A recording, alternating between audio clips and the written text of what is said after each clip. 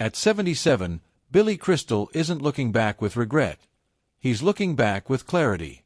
Born William Edward Crystal on March 14, 1948, in Manhattan and raised on Long Island, he grew up surrounded by music, rhythm, and the electricity of live performance.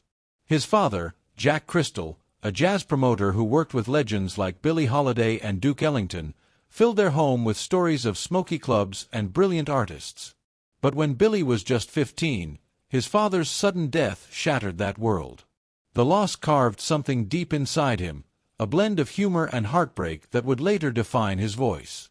After studying drama at NYU's Tisch School of the Arts, Crystal broke through with daring roles like Jody Dallas on Soap, then sharpened his comedic brilliance on Saturday Night Live, creating characters that became part of pop culture history.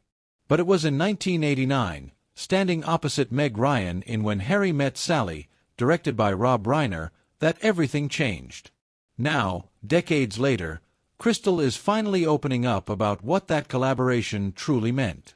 People always ask me what it was really like working with Rob, he says. The truth. It changed me. According to Crystal, Reiner wasn't just a director. He was a listener. A quiet force who understood that comedy isn't about punchlines, it's about people.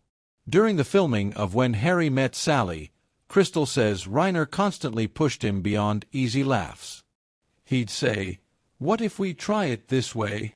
And suddenly you'd find something honest, something vulnerable.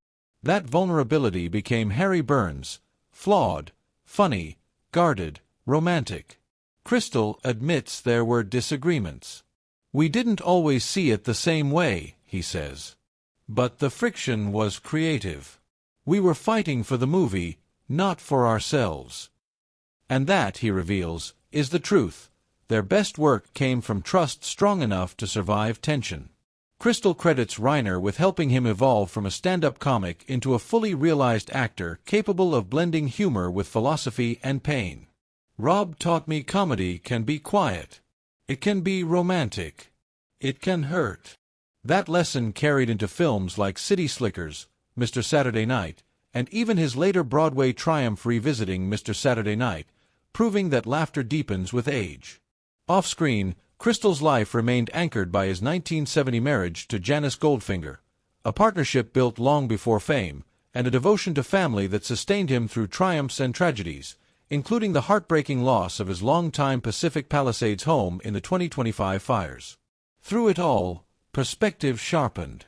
At 77, Billy Crystal isn't revealing scandal or settling scores. He's revealing gratitude. If you're lucky, he reflects, you get to work with someone who changes you. For him, that someone was Rob Reiner. Not just a director, but a creative mirror, someone who saw depths Crystal hadn't yet discovered in himself. And in telling that truth now, there's no drama, only respect, friendship, and the quiet acknowledgement that some collaborations don't just make movies, they make you better.